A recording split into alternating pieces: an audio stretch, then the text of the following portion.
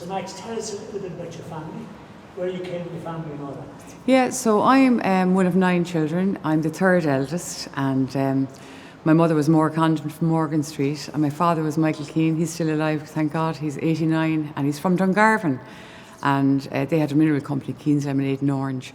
But Mam was devoted to this church all her life. She cleaned it for 32 years every Tuesday with her friends in the afternoon, voluntary. So we were all fascinated with the story, of course, that a priest called Father Buckley was one of the priests here, and he did the painting behind me, the fresco behind me of the 4 angels. They were all in the Mercy Convent School. They were in this group called the Emeldists, and I didn't know what they were, so I did a bit of research about that. And what it was that this saint was devoted to anyone that made a communion. She was a young girl from Bologna in Italy, and she wanted to receive her communion when she was very, very young. And back in the day, it was hundreds of years ago now, she kept asking to make her communion. They wouldn't let her because they had to be 12, 13 to make it. So she actually joined the Dominican nuns when she was 9 years of age. She came from a very wealthy family. Her father was a count, and they were well-to-do, but they were very, very devout Catholics and also very good to the poor community around them.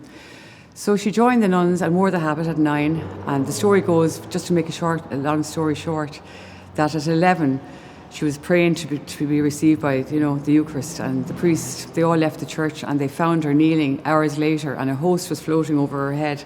So the priest came out of the sacristy, took it from the air and gave it to her, and she actually smiled and then collapsed and died.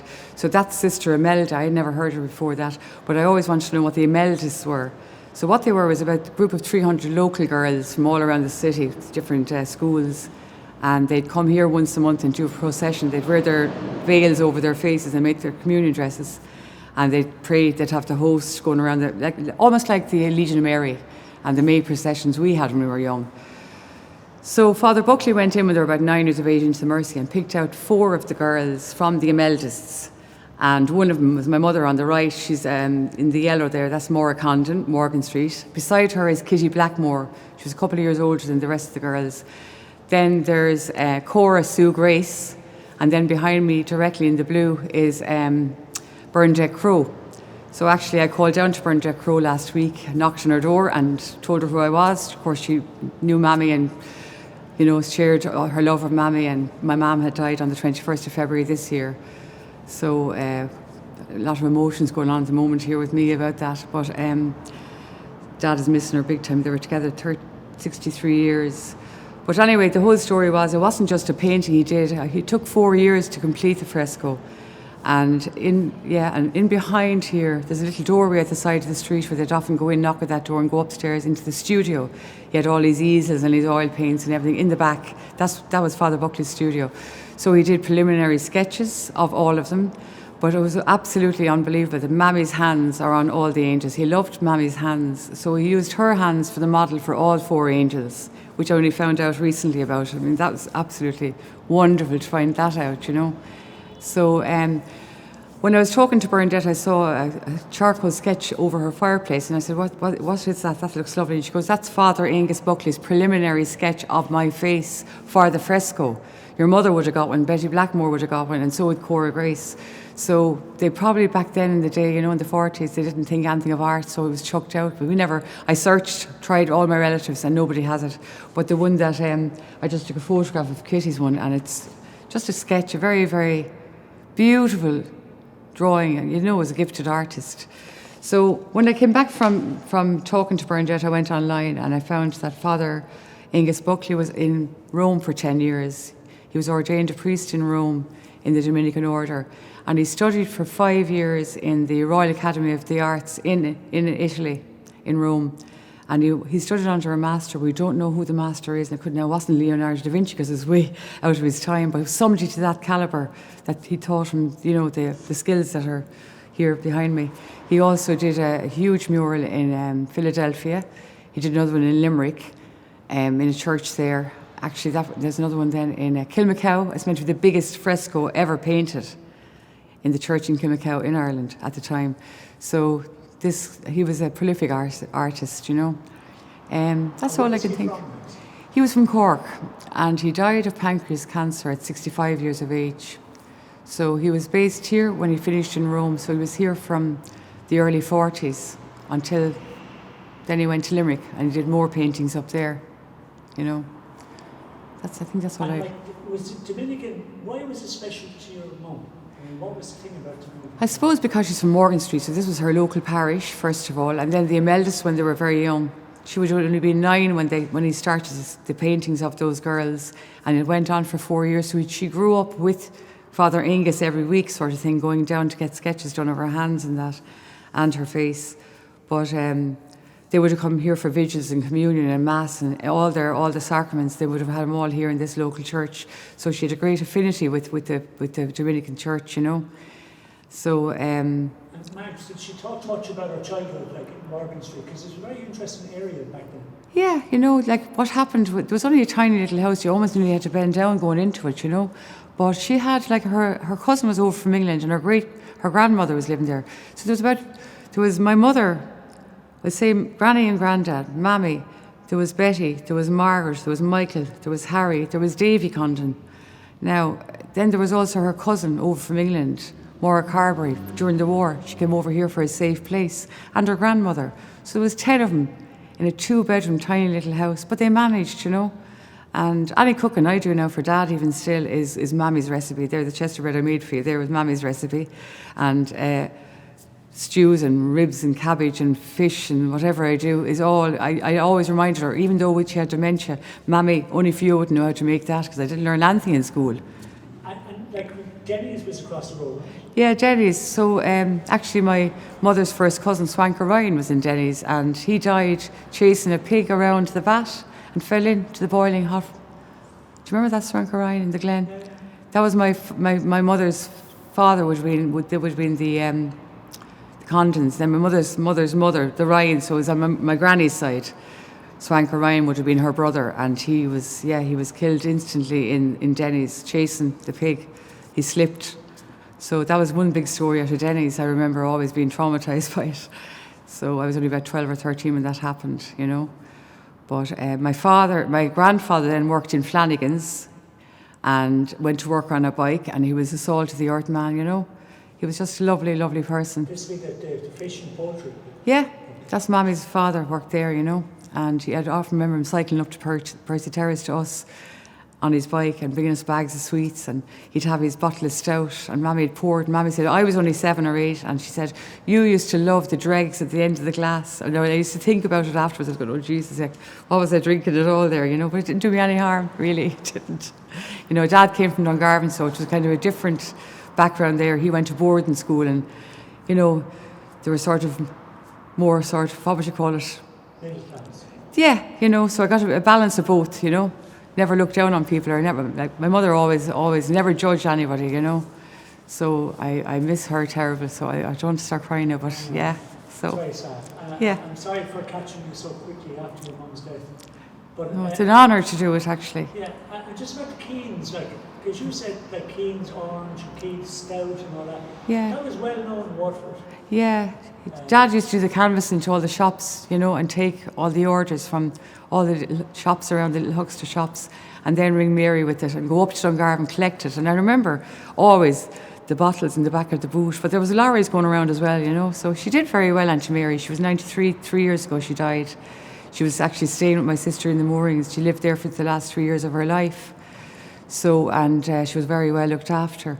But she was a spinster, and she kept the family home in Friary Street, and the factory was at the back of the house. It was all very magical. You go in, and it was like Willy Wonka's chocolate factory. You go in, there was all these mixtures. She'd be mixing lemonade with raspberry and making up her own concoctions. So it was like fascinating, really, you know. And we always had Keane's OK to drink when we were growing up, always. There was always crates of it in the shed, you know. And Mike, just go back to Father Buckley. I mean, you yourself are involved in the arts, aren't you? Well, yeah, I suppose I had a very bad tragedy happen to me, really, when Claudia and Ashley, I was separated 10 months, and my little girl Claudia died 5 days before her second birthday. And of course, depression hit me for quite a while, and I decided to just go to CTI and do the art and design course with Anna Regan, and it was brilliant. It just lifted me out of my depression. And then her husband, actually, Pat Cunningham, came in and saw our work at the end of the year, and he said, would you like to do the degree for 4 years in the WIT? It's a BA honours degree, visual art. And I said, no, I wouldn't last 4 years with a man to mind do a course, you know. So anyway, he said, come in and try it. So I did, and you know, the 4 years went by, and I reared Aisling on my own. But it went by so fast, and I just absolutely, like for now, the research for this, when he asked me to look into it, would not have been done, only that I did a degree in art and I know how to research, dig deep for something that I learned in college, you know. Do a bit of upcycling now, and I know when something is finished, I make a better, you know, kind of a considered choice about stuff. I don't overdo things, and it stood to me in life as well. Like, you know, it was a great course to do, you know. As a mature student, I was in my 40s. I graduated in, what year was it now? 2012, you know. So, and I must get back to painting. I'm too busy. Mommy was full-time care the last year of her life, and Anne, my sister, and Mary, we were looking after her at home and putting her to bed. And that's another thing. When I go to light my fire now in the night, I go, I have to go down to Grange first. It's automatic. And I go, oh no, she's not there. And it hits me out of the blue, you know. Poor Dad is lost without her. He was with her for 63 years. So, there you are. Now. But I'm saying this from my own mammy, like, my mother is dead about...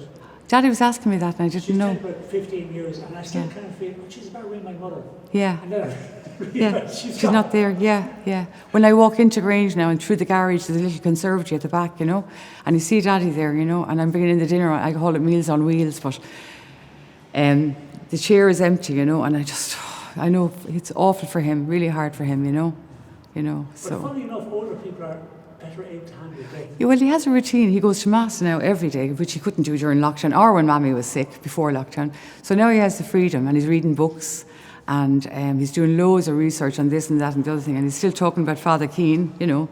He wrote a book about him called Release We Forget there a few years ago, so still very proud of the man, you know. Father Keane was... My father's brother, Father Bobby Keane. Was he in St. John's? He was in St. John's. He built a church in Sacred Heart, and he built St. Benilda's, and then he went out to Butlerstown, and he built a primary school there. There was only prefabs there. So he died out in Butlerstown as a parish priest out there, so he's buried out there. Kind of fundraiser. Yeah, well, he brought the envelopes to Waterford, you know, the collection. So I remember he gave it to one of the Kavanaghs, who had the Waterford Post at the time, and that paper was going under, and one of the lads, I think it was Chris or Darrell, told me that the dad said that Bobby saved his business because he gave him the printing of the envelopes, you know. He started the bingo in Waterford as well. So he was, you know, a great man, you know. Very go-ahead. Very much, very go-ahead. No patience, a bit like Dad, a bit like me sometimes. But, yeah, wants it done, you know, and wants it done yesterday sort of thing. So you could call to Bobby in Newtown and he'd say, look, I'm really busy, call back tomorrow. But he had to focus on fundraising and getting a church built, you know. Like they knocked him in Benilda saying we need a church, you know. And in John's Park, they were fantastic. The church was paid double the size of Benilda's, well, much bigger. And they had to pay it in 8 years, they had it all paid off. Benilda's took a lot longer for a richer parish. They took about 20 years to pay it off. That's the truth. I know that for a fact. Bobby told me that himself. You'd think the richer parish would be, but it's the opposite actually. You know, when people come to a smaller house, they get, you know, there's cash in hand and they buy at the door, but, you know, I was doing Christmas cards one year in Greystones, and I knew that bigger houses not even bother knocking on the doors. I did a sketch of the harbour, and a pack of 10 for £3, and I just went around the council estates and I sold them like hotcakes. Whereas the other, we have no money, we have no cash, you know. That's just the way it is. I'm telling my own life story now. Edit that out. Nice. Thanks very much for doing all that. And for doing that bit of research as well. And just before we finish, just go through again which is which. Just well, we have you. Just point out. So Mammy is in the yellow there, Maura Condon, Morgan Street. Yeah. Beside her is Kitty Blackmore. Yeah. Then you have St. Joseph, and that was he was meant to have been Brother Aloysius here, and one of the Dominicans posed for St. Joseph. Then you have Cora Sue Grace, and then you have Bernadette Crowe, who gave me a lot of the information I told you today. She's a lovely woman living in the Folly there. And she's still going strong? She's still going strong, and amazingly, when I went down to her house, the name of her house is Aisling. It was on a brass plaque, and that's my daughter's name, Aisling. So it's like almost serendipity, I suppose, you know. And she was lovely. She had so many stories to tell me, you know. Amazing that's her, I I just took a photograph of the, you'll probably put it through anyway. That's one of the sketches, preliminary sketches that Brother Angus Buckley did of the girls. That is fabulous. And you probably did that in, a half an hour, mark making there, and a bit of chalk and a bit of charcoal. So that's the only one that survived. I don't know where all the rest are. It's a pity, really, So yeah, I'll leave that with you anyway.